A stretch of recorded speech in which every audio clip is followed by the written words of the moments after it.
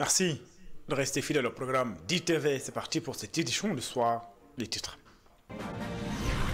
Célébration de la Journée internationale des droits des femmes, plaidoyer pour la révision du Code de la famille et la prise en charge des préoccupations des femmes.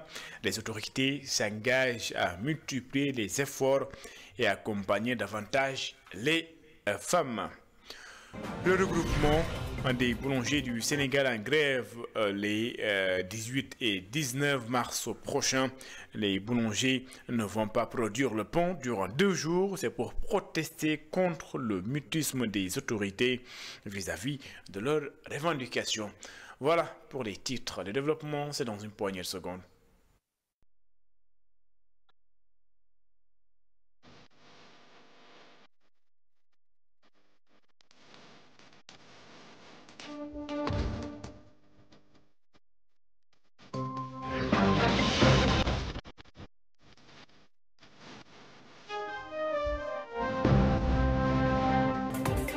Bonsoir et bienvenue.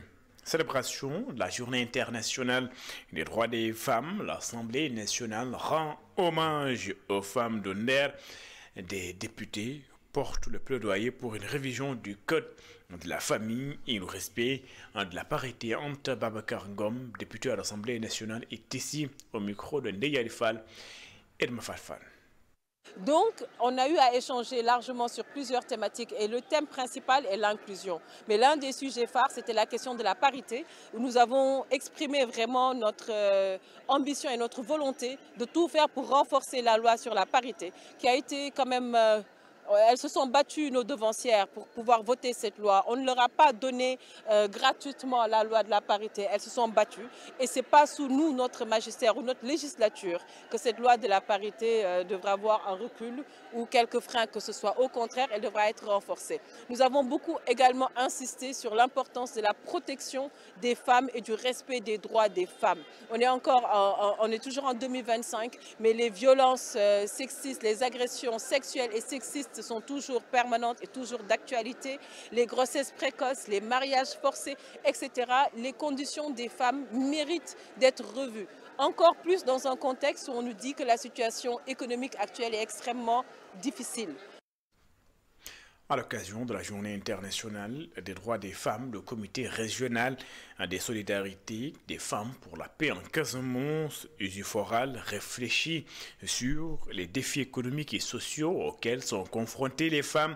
Une séance de questions et de réponses tenue donc avec l'appui d'un imam et d'un prêtre pour mieux éclairer les femmes sur certaines questions. Voici les explications de Marianne Patricia Mondian.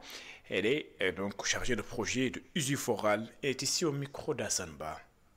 Nous sommes réunis aujourd'hui, ce 8 mars 2025, ici à Usuforal, dans les locaux de l'espace de capacitation, plus connu sous le nom de ECAF, pour un peu revenir sur les droits des femmes, puisque aujourd'hui c'est le 8 mars, c'est la journée internationale des droits des femmes. Nous aussi, à l'instar de toutes les femmes du monde, nous avons pensé organiser un forum, un panel, où on va discuter des droits des femmes, des droits économiques des femmes, surtout selon la religion musulmane et la religion chrétienne. Parce que comme vous le savez, nous sommes au mois de Ramadan, le carême aussi est venu s'ajouter au mois de Ramadan et c'est la raison pour laquelle on s'est dit qu'on allait organiser une rencontre assez soft avec les femmes des fédérations et du réseau pour un peu discuter sur ces questions-là, questions économiques, puisque ces fédérations font des activités génératrices de revenus et on est aussi au mois de Ramadan et au mois de Carême. Je pense que ça a été une nouveauté pour nous vraiment de réunir toutes ces femmes autour d'une question et des questions fondamentales où on pourra discuter avec un imam et un prêtre, vraiment pour que chacune pose ses questions aussi et se retrouve vraiment dans les discussions. La journée des droits des femmes, ce n'est pas seulement pour danser, pour porter de beaux habits, de nouveaux boubous, mais il y a beaucoup de questions qui concernent les femmes qui ne sont pas résolues et qui sont des problématiques. C'est ce qui a motivé vraiment pour ce 8 mars 2025 de réunir les femmes autour d'une question et de pouvoir discuter et de trouver des solutions, des pistes de solutions par rapport à toutes les problématiques qui touchent les femmes. Le ministère de la Famille et des Solidarités célèbre la femme. Cette année, la thématique choisie est les femmes, droits, équité et autonomisation au cœur de la vision 2050. Maïmouna Dièye prend note des préoccupations des femmes et souligne les avancées en matière de promotion des femmes et leur accompagnement. Satou Diba et Cheikh Ahmed Tidiane Diouf. Le ministre de la Famille et des Solidarités rappelle l'importance de cette journée qui met en lumière la femme. Selon elle, il s'agit d'une occasion pour réfléchir aux avancées réalisées en matière d'égalité des sexes, au renforcement des politiques publiques pour un meilleur accès aux femmes à l'éducation. C'est donc un grand jour pour les femmes parce qu'il est consacré à l'évaluation des acquis, des progrès et des défis sur la situation de leurs droits. Et c'est aussi une journée de mobilisation et d'action pour la promotion et la protection de ces droits. Pour nous, ce jour marque aussi la clôture de la Semaine nationale dédiée aux femmes.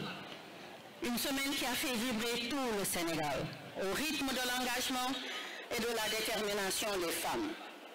Permettez-moi, chères femmes du Sénégal, d'exprimer notre profonde satisfaction pour la qualité de l'organisation et la mobilisation exemplaire qui ont marqué ces 7 jours d'échange et d'action. Le thème de cette année, les femmes, droits, équité et autonomisation au cœur de la vision Sénégal 2050. Les femmes s'engagent et mobilisent les communautés et démontrent la volonté des nouvelles autorités d'accorder plus de place aux femmes et renforcer le soutien envers cette couche. Les expériences partagées et les stratégies définies renforceront notre engagement collectif pour faire des femmes les véritables actrices de la transformation sociale et économique du Sénégal. L'agenda national de transformation Vision Sénégal 2050 repose sur cette dynamique et place les femmes au cœur des politiques publiques. Monsieur le Président de la République l'a affirmé avec force. Les femmes et les filles sont les véritables porteuses de révolution institutionnelle et sociétale qui mèneront notre pays, le Sénégal, vers une nation souveraine, juste et prospère, ancrée dans des valeurs fortes.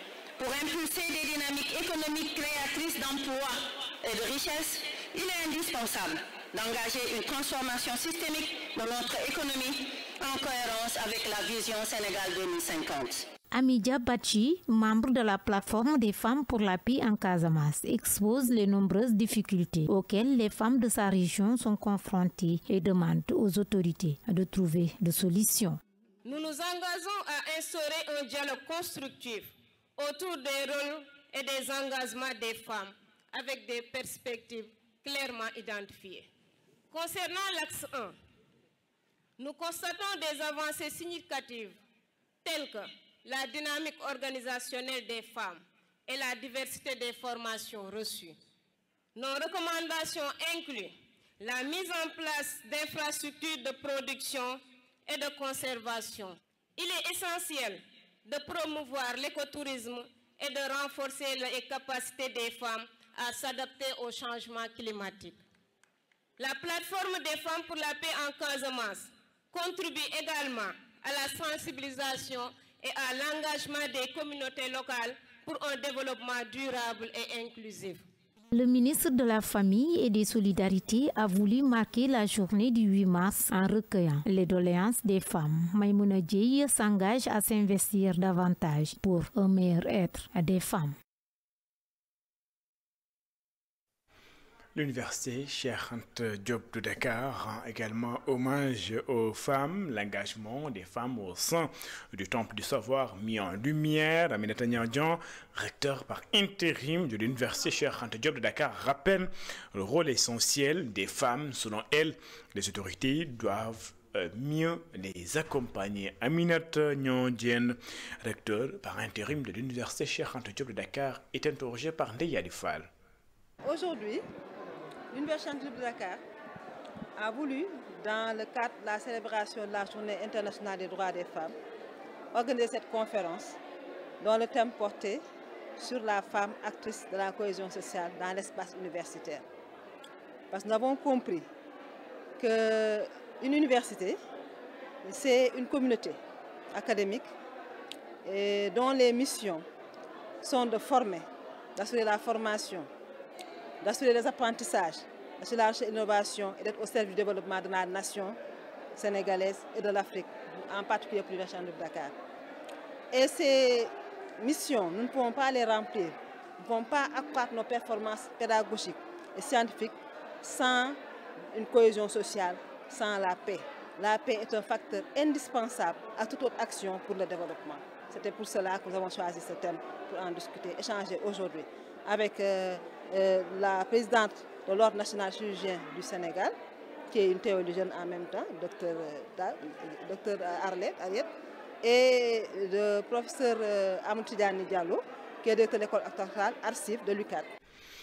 Restons toujours dans le cadre de la célébration de la Journée internationale des droits des femmes. La directrice générale du site d'information Info, elle plaide pour l'éradication des violences faites aux femmes. Pour Alice Djiba, la société sénégalaise doit dépasser ce stade et donner aux femmes une attention particulière. Alice Djiba, directrice générale d'Info, elle est ici au micro de Satou Diva et de Moussa Dia. La place de la femme dans une société, elle est hyper importante. C'est une question de développement parce que la femme, en tout cas les femmes, constituent plus de la majorité de la population mondiale.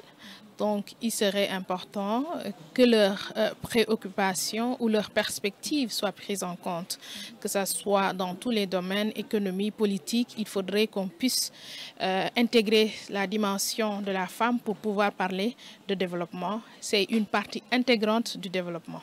Il faut vraiment qu'on mette l'accent sur la sensibilisation.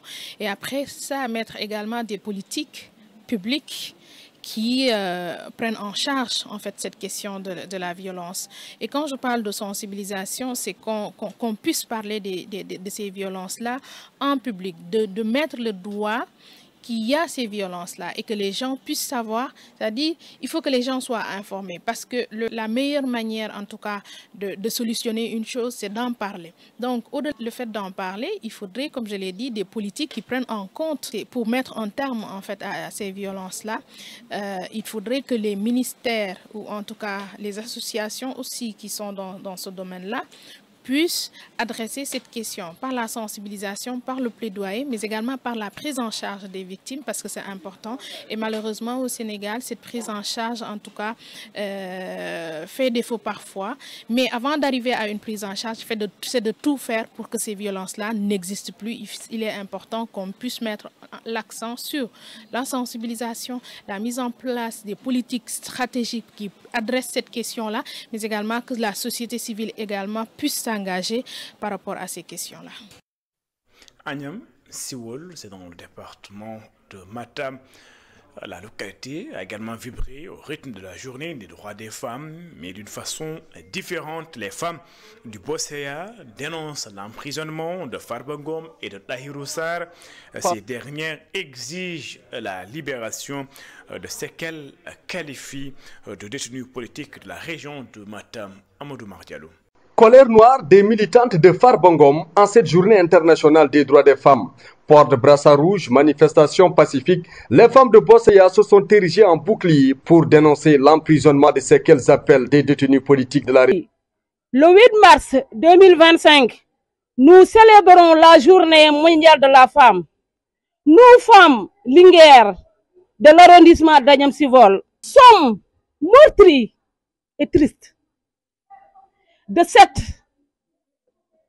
journée par l'absence de notre Mbarodi national, Monsieur Farba Ngom, sans oublier nos détenus politiques, à savoir Monsieur Tahirou Sarr de Orefondé et de Ablaye Ndiaye, le chargé de communication de l'honorable député Farba Ngom.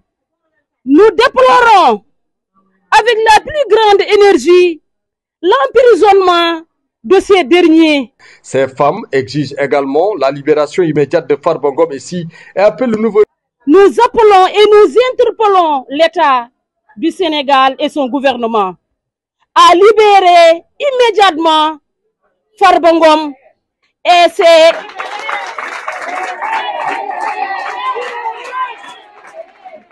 détenus, ces hommes d'une dimension internationale.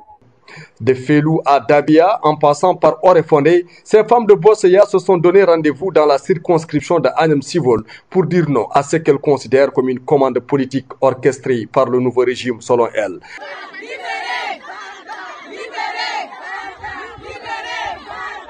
Je disais en titre, le regroupement des boulangers du Sénégal en grève donc les 18 et 19 mars au prochain. Les boulangers ne vont pas produire pendant 2 jours de pain en raison donc, selon ces boulangers, du mutisme des autorités concernant leur situation. Selon eux, ils ne peuvent plus continuer à vendre à perte. D'ailleurs, par exemple, ils perdent donc au moins 3 000 francs sur le prix d'un sac de farine. Et une situation que ces boulangers estiment ne peut plus perdurer. Ils ont donc décidé d'aller en grève les 18 et 19 mars prochains. Et selon donc toujours l'association, ils ont reçu un coup de fil du ministère du Commerce. Une rencontre est prévue entre les deux entités. Le regroupement des boulangers qui maintient pour l'heure son mot d'ordre de grève avant donc cette rencontre qui est prévue donc dès ce lundi. Insécurité, manque d'hygiène, pollution sonore. Le lycée Plan Jaxaay fait face à plusieurs problèmes. Les professeurs n'en peuvent plus de cette situation. Ils haussent le ton et interpellent les autorités. Selon eux, cette situation les empêche de faire correctement leur boulot. C'est un sujet de Mamadou Lamine Fati et de Cheikh Maguette Maye. Un danger permanent pour les enseignants et les élèves du lycée Plan Jaxaay. Ici au lycée Plan Jaxaay, nous ne sommes pas dangereux, nous sommes en danger.